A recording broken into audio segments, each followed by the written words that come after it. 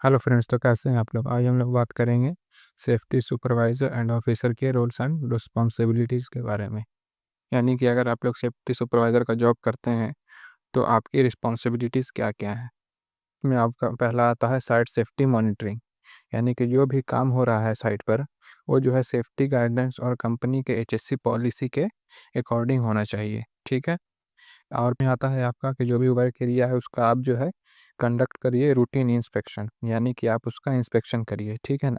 जैसे आपका work area हो गया या इक्विपमेंट हो गया या फिर पीपी कंप्लायंस, ये सब का क्या करना है आपको, रूटीन इंस्पेक्शन करना है। ठीक है। फिर सेकंड हमारा आता है टूल बॉक्स टॉक। यानी कि आपको जो है कंडक्ट करना है डेली टूल बॉक्स टॉक।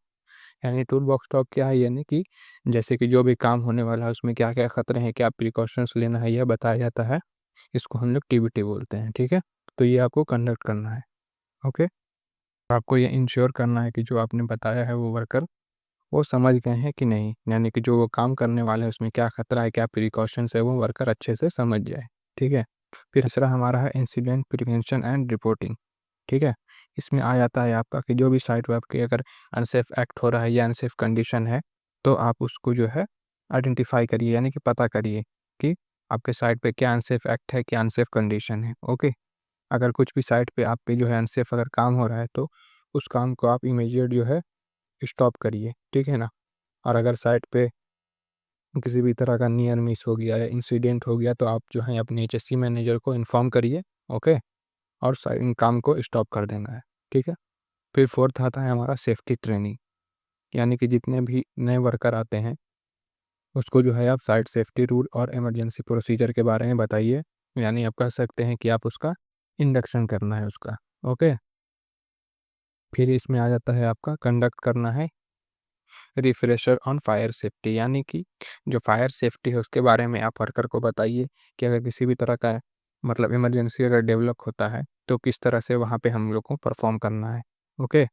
फिर वर्क एट हाइट है या कन्फाइंड स्पेस है, यानी कि ये सब के बारे में आपको जितने भी टॉपिक्स हैं इसके बारे में आपको वर्कर को बताना है। ठीक है। फिर हमारा फिफ्थ आता है डॉक्यूमेंटेशन। यानी कि इसमें आ जाता है आपका जितने भी सेफ्टी रिपोर्ट्स हैं या फिर चेकलिस्ट है या फिर परमिट लॉग है, ये सबको जो है क्या करना है, आपको मेंटेन करके रखना है। ठीक है ना। फिर आ जाता है आपका इंश्योर करना है कि वर्क परमिट जो है हॉट है कि कोल्ड है या हाइट का है या कन्फाइंड स्पेस का है। ठीक है ना। यानी कि आपके जो साइट पे जो काम होने वाला है उसके अकॉर्डिंग परमिट है कि नहीं, ये आपको इंश्योर करना है। ठीक है ना। फिर फिर इसमें सिक्स आपका आ जाता है इमरजेंसी प्रिपेयरनेस। ठीक है। तो इसमें आपको इंश्योर करना है कि जो भी आपका इमरजेंसी एग्ज़िट है या अलार्म है या फिर फायर एक्सटिंग्विशर है, यह सब वर्किंग कंडीशन में है कि नहीं। ठीक है ना। ताकि किसी भी तरह का अगर इमरजेंसी डेवलप हो तो आप बच सकें। ठीक है। फिर इसमें आ जाता है कंडक्ट करिए मॉक ड्रिल। ठीक है ना। ताकि वर्कर जो है कैसे इमरजेंसी में मतलब कि परफॉर्म करना है इसके लिए आप कंडक्ट करिए मॉक ड्रिल। ठीक है। फिर इसमें सेवन आता है coordination with workers and management. यानी कि जो सेफ्टी का जो सेफ्टी पर्सन जो है उसका जो है कोऑर्डिनेशन अच्छा रहना चाहिए वर्कर के साथ भी और मैनेजमेंट के साथ भी। ठीक है ना। फिर इसमें एट आपका आ जाता है इन्फोर्स यूज़ ऑफ पीपीई। ठीक है। आपको यह इंश्योर करना है कि जो भी वर्कर्स जो है पीपीई यूज़ कर रहे हैं वो मतलब कि सही है कि नहीं, जॉब के अकॉर्डिंग वो पीपीई यूज़ कर रहे हैं कि नहीं। ठीक है ना। अगर किसी भी तरह का डैमेज पीपीई है तो उसे आप रिप्लेस करिए। ओके। फिर इसमें 9 आ जाता है आपका लीगल एंड क्लाइंट कॉम्प्लायंस। तो इसमें आपको इंश्योर करना है कि जो भी एक्टिविटीज़ हो रही है वो क्लाइंट के जो एचएससी रूल है उसके अकॉर्डिंग होना चाहिए, स्टैंडर्ड के अकॉर्डिंग होना चाहिए। ठीक है। लाइक ओशा या निबोश। ओके। फिर इसमें 10th हमारा आ जाता है and last positive safety culture. ठीक है ना। कि इसमें है आपका जो प्रमोट करना है आपको सेफ बिहेवियर को और डिवाइड कंप्लायंस को। ठीक है ना। ऑलवेज आपको जो है ऑलवेज फॉलो करना है सेफ्टी रूल्स। ठीक है।